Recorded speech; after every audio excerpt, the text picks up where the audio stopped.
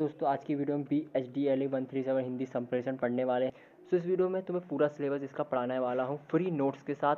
और यही नहीं, अगर तुमने कुछ भी नहीं पढ़ा है और तुम सिर्फ पास होना चाहते हो तो ये वीडियो तुम्हें 100% पास करवाएगी।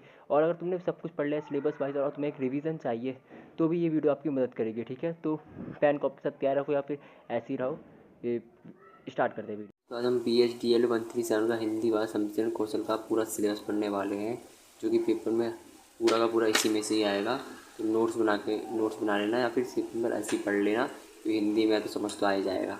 तो इससे पहले संप्रेषण की प्रक्रिया। संप्रेषण होता क्या है? एक तरह का संप्रेषण का मतलब कम्युनिकेशन, जो इसे कहते हैं कम्युनिकेशन बढ़ाना हिंदी में। संप्रेषण की प्रक्रिया क्या होती है कि ऐसी प्रक्रिया जिसमें हम विचारों, भावना और जानकारी को एक व्यक्ति से दूसरे व्यक्ति तक पहुंचाया जाता है, यह उसे संप्रेषण कहते हैं। जैसे मान लो कोई दो दो इंसान है, वो एक व्यक्ति दूसरे व्यक्ति से बात कर रहा है, मतलब एक तरह की अपनी भावना पहुंचा रहा है, अपने विचार दे रहा है, तो उसे संप्रेषण कहते हैं। तो और ये प्रक्रिया विभिन्न चरणों में होती है। ये चरण मतलब प्रोसेस। अब क्या होता है इसका प्रोसेस देखो। तो पहले विचारों का निर्माण। सबसे पहले पहला पर्सन जो है विचार सोचता है, क्या विचार बताने, फिर वो इनकोडिंग करता है, इस उस विचार को इस तरह से बदलता है कि सामने वाला पर्सन समझ सके। फिर संदेश का प्रसारण, मतलब किस चीज़ से भेजता है, मोबाइल के थ्रू भेज रहा है या सामने से भेज रहा है तो वैसे भेजता है।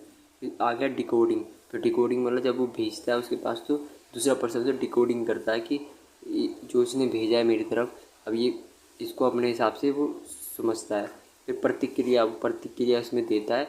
प्रतिक्रिया का मूल्यांकन पता चलता है कि अब उसने वो पॉजिटिवली लिया है और नेगेटिव लिया है, क्या क्या क्या क्या मानना है उसका इस बात पे। तो पूरी संप्रेषण की ये प्रक्रिया होती है, प्रोसेस होती है।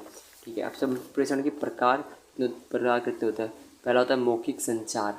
मौखिक संचार मतलब जो मुंह के द्वारा बातें की जाती है उसे मौखिक संचार कहते हैं। अशाब्दिक संचार होता है, मतलब कोई भी बात ना करना, सीधा कुछ इशारे कर देना, उसको अशाब्दिक संचार कहते हैं। लिखित संचार होता है जो लिख कर होता है, जब टीचर ब्लैक बोर्ड में लिख कर पढ़ाते हैं तो लिखित संचार कहते हैं। ठीक है, 3 प्रकार होते हैं संप्रेषण के।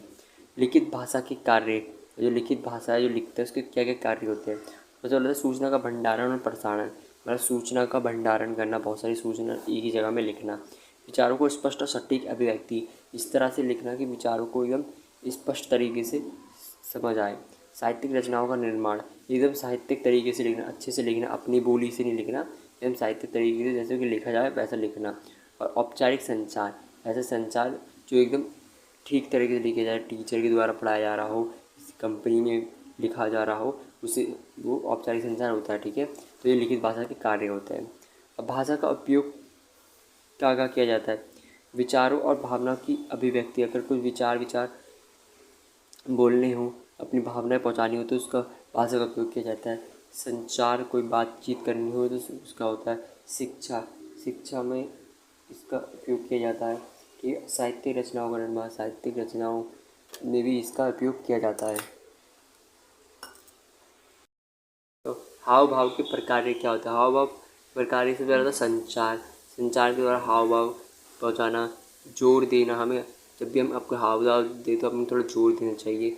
भावनाओं को व्यक्त करना, अपनी भावनाओं को पूरी तरह से उसमें व्यक्त करना चाहिए। सामाजिक संकेत, सामाजिक संकेतों का उपयोग करना चाहिए। संबंधों को मजबूत करना, संबंधों को, ये हाव भाव की अगर आप यूज़ करते हैं तो संबंधों को भी मजबूत करता है। हाव भाव के प्रकार कितने होते हैं। पहला होता है चेहरे के भाव। अब चेहरे के भाव से हम पता कर सकते हैं कि क्या बोलना चाहता है व्यक्ति। शरीर की भाषा, शरीर की थोड़ी बहुत भाषा से भी हम पता कर सकते हैं। आवाज़ का स्वर, मान लो कोई आवाज़ है, उसकी उपयुक्त आवाज़ अगर तेज़ है तो पता चल रहा है कि हाँ वो कुछ डांट वाट के बात कर रहा है। कोई आराम से कर रहा है तो पोलाइटली, तो उसके अंदर रिस्पेक्ट से बात कर रहा है, तो आवाज़ के स्वर से भी हम हाव भाव का प्रकार पता कर सकते हैं। संवाद के प्रकार क्या होते हैं संवाद की। पहला होता है मौखिक संवाद, बातचीत करती है। अशाब्दिक संवाद, बिना बातचीत के ही आपको इशारों से बताना। लिखित संवाद, लिखकर बातचीत पहुंचाना। औपचारिक संवाद, अच्छे तरीके से लिखना। अनौपचारिक संवाद, अपनी भाषा में लिखना। एक तरफा संवाद, एक ही तरफ से बातचीत होना, दूसरी तरफ से कोई प्रतिक्रिया ना आना, उसे एक तरफा संवाद कहते हैं। द्विपक्षीय संवाद मतलब दोनों तरफ से बातचीत होना। व्यक्तिगत संवाद, व्यक्तियों के द्वारा ये बातचीत होना, तो ये संवाद के प्रकार होते हैं। अब पत्रों के प्रकार का उनको जो कहता है औपचारिक पत्र, जो कि हम इंग्लिश में फॉर्मल लेटर लिखते हैं, जो आपके स्कूलों में, यहाँ पे स्कूलों में ऑफिसों में यहाँ पे चलता है वो औपचारिक लाइफ पत्र होता है। अनौपचारिक पत्रों के जो आप दोस्तों को भेजते हैं, अपने फ्रेंड फैमिली को, अनौपचारिक हो गया। व्यक्तिगत पत्र, व्यक्तिगत किसी व्यक्ति को भेजा जा रहा है। व्यावसायिक पत्र में आपका ऑफिस पत्र आ गया, ठीक है। सरकारी पत्र आ गया जो सरकार को भेजते हैं आप। शिकायत पत्र आ गया जिसमें आप शिकायत लिखते हैं। धन्यवाद पत्र जिसमें आप धन्यवाद देते हैं। क्षमा याचना पत्र कोई क्षमा मांगना। बधाई पत्र किसी को बधाई देना। शोक पत्र किसकी मृत्यु को कोई पत्र भेजना तो शोक पत्र कहते हैं। मुद्रित माध्यमों की भाषा क्या होती है? मुद्रित माध्यम मतलब जो आप देखा होगा जो आप अखबारों में लिखी जाती है, किताबों में लिखी जाती है, उसे मतलब औपचारिकता होनी चाहिए उसमें। औपचारिकता मतलब एकदम अच्छी तरीके से लिखनी चाहिए, उसमें कोई भी अपना शब्द नहीं होना चाहिए, जो जो चीज़ें हुई है वही लिखनी चाहिए। स्पष्टता होनी चाहिए, एकदम अच्छे से लिखा जाना चाहिए कि समझ आए। सटीकता होनी चाहिए, एकदम सटीक तरीके से लिखनी जानी चाहिए। और वस्तुनिष्ठता होनी चाहिए कि किसी वस्तु पे वो लिखी जा रही हो, ऐसी होनी चाहिए।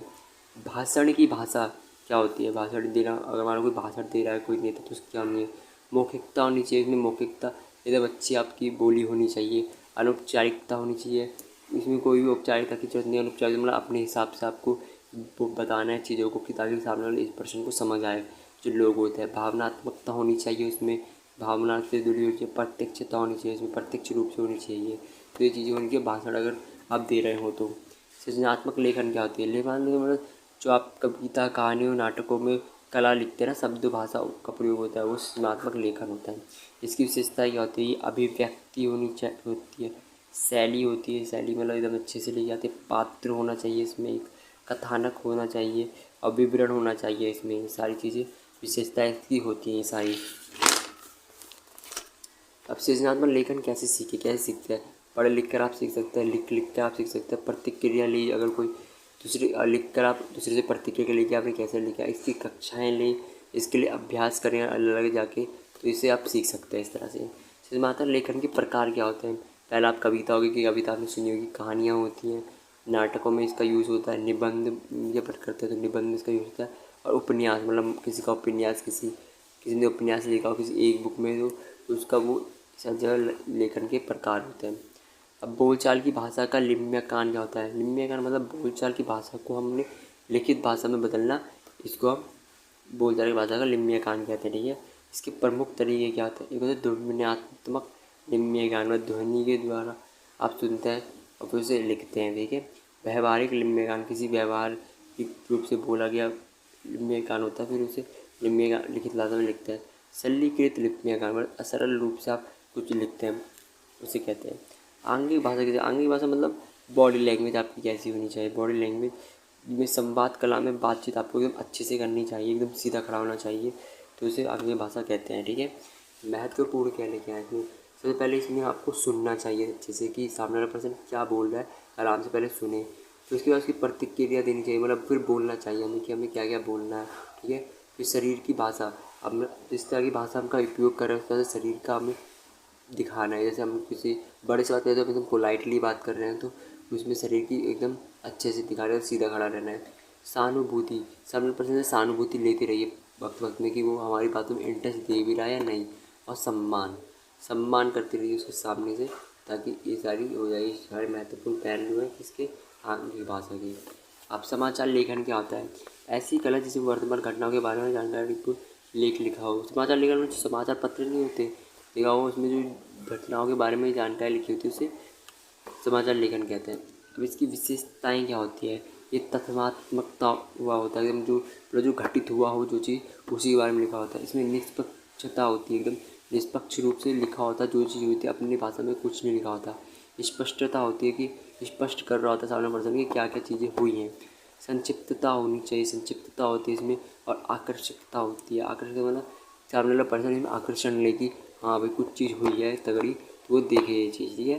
तो देखो यही था ये चैप्टर, इसके थोड़ा बहुत नोट्स बना लेना और समझ लेना, आप आराम से इसमें पास हो जाओगे। और प्रीवियस क्वेश्चन पेपर होगा तो वो टाइम होगा तो वो देख लेना, नहीं तो ये दोबारा एक बार दोबारा सुन लेना।